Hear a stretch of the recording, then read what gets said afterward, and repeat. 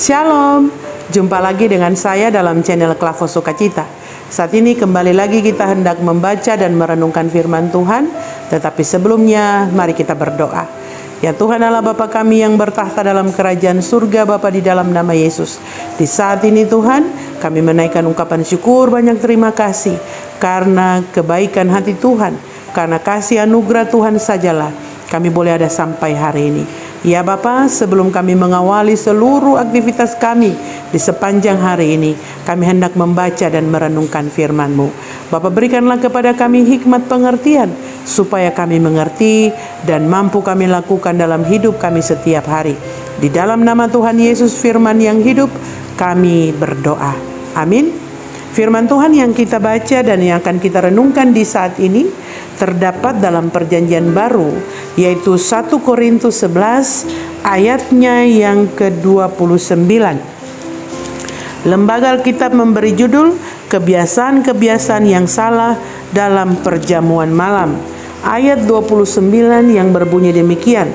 Karena barang siapa makan dan minum tanpa mengakui tubuh Tuhan, ia mendatangkan hukuman atas dirinya. Demikianlah firman Tuhan.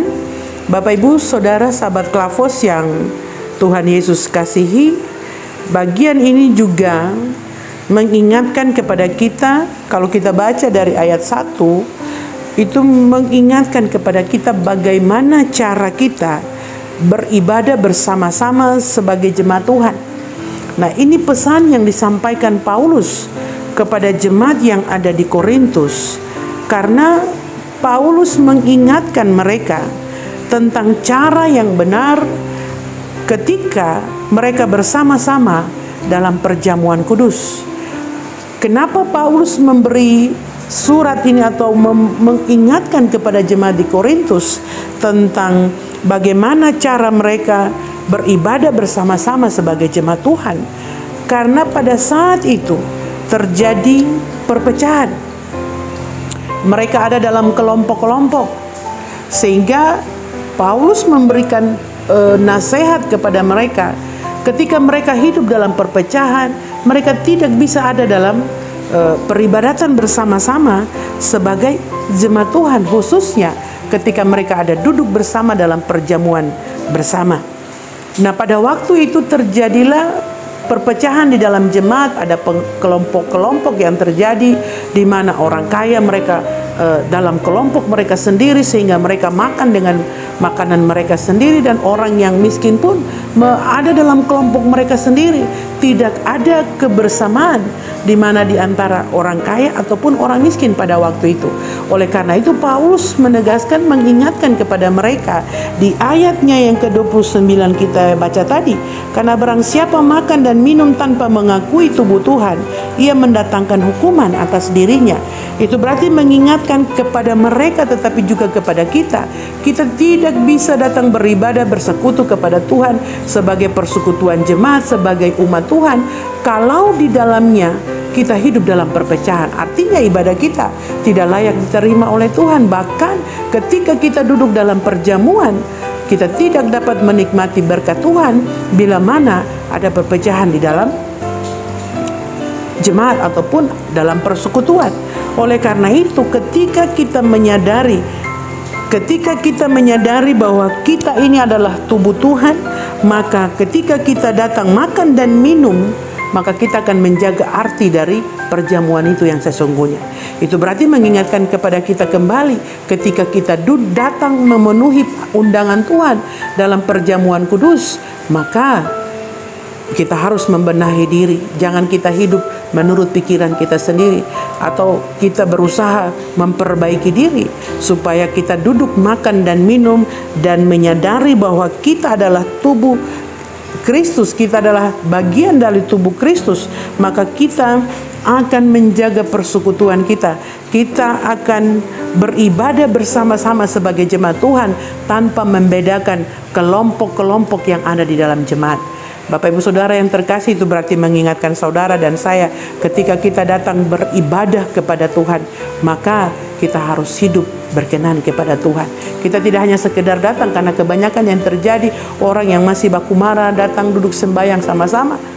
Tetapi pada artinya mereka hanya mengikuti formalitas supaya orang lihat mereka rajin beribadah, tetapi pada dasarnya mereka datang beribadah tetapi mereka masih menyimpan kemarahan terhadap sesama sebagai tubuh Kristus.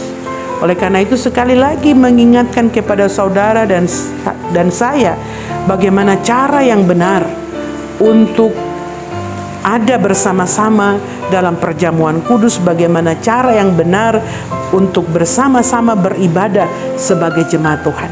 Bapak Ibu sahabat Klavos yang Tuhan Yesus kasihi, marilah mengingatkan kita sebelum kita mengikuti perjamuan kudus, maka perlu ada pembenahan diri untuk memperbaiki yang tidak baik menjadi baik, tetapi juga mengingatkan kita untuk tidak menyimpan kemarahan yang berlarut-larut, tetapi juga mengingatkan kita untuk jangan sampai terjadi perpecahan di dalam jemaat oleh karena penyebabnya karena ego dan sebagainya. Jangan sampai ada kelompok-kelompok di dalam jemaat. Sebagai jemaat Tuhan tidak boleh ada pengelompokan seperti itu.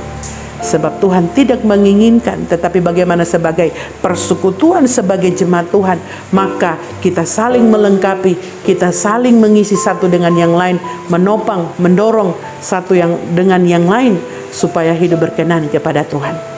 Bapak Ibu sahabat Klavos yang Tuhan Yesus kasihi, marilah bagian firman ini mengingatkan saudara dan saya, percuma kita beribadah kepada Tuhan, tapi kalau hati kita tidak berkenan kepada Tuhan. Percuma kita ada dalam perjamuan kudus, tapi hati kita masih benci orang, kita masih dendam orang, kita hidup dalam kelompok-kelompok kita sendiri, dan tidak mau ada dalam persekutuan sebagaimana jemaat mula-mula pada waktu itu, di mana mereka hidup datang membawa makan dan makan bersama-sama sebagai jemaat mula-mula. Nah, contoh dari jemaat mula-mula ini jugalah yang menjadi teladan bagi saudara dan saya sebagai jemaat Tuhan yang ada di zaman ini. Marilah, jangan ada pengelompokan di dalam jemaat, tetapi ketika kita ada dalam persekutuan beribadah kepada Tuhan, hati kita bersih beribadah kepada Tuhan. Ketika kita memenuhi undangan Tuhan dalam perjamuan kudus, maka berusahalah untuk kita hidup berkenan kepada Tuhan, supaya jangan kita menerima hukuman dari Tuhan, tetapi kita akan menerima berkat anugerah daripada Tuhan. Oleh karena itu Bapak Ibu sahabat Klavos yang Tuhan Yesus kasih, memang kita manusia tidak sempurna, tetapi jangan kata tidak sempurna itu selalu membuat kita jatuh dalam berbagai pencobaan, tetapi berusahalah untuk terus membenahi diri agar hidup berkenan kepada Tuhan.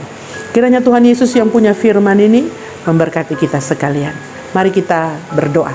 Terima kasih Tuhan, lewat firman Tuhan mengingatkan kami, kiranya firman ini meneguhkan, mengingatkan, menguatkan kami agar dalam menapaki hari-hari hidup kami mau melakukan firman-Mu. Kami tidak hanya sekedar mendengar, tetapi kami mau melakukan apa kata Tuhan lewat kebenaran firman Tuhan. Ya Bapa, diberkatilah semua kami di sepanjang hari ini yang ada dalam pergumulan beban berat, baik dalam hidup rumah tangga, pekerjaan, usaha, tetapi juga dalam pelayanan.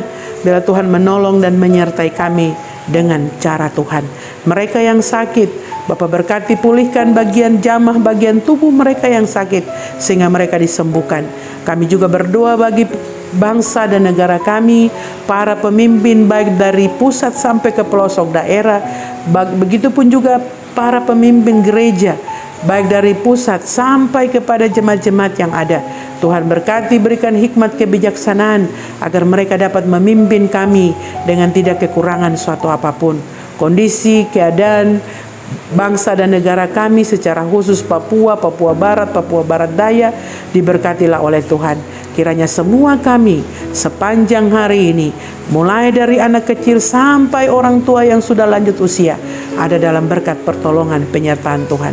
Janda duda yatim piatu Tuhan menolong dengan cara Tuhan, tetapi kiranya pakai kami untuk menjadi saluran berkat bagi mereka.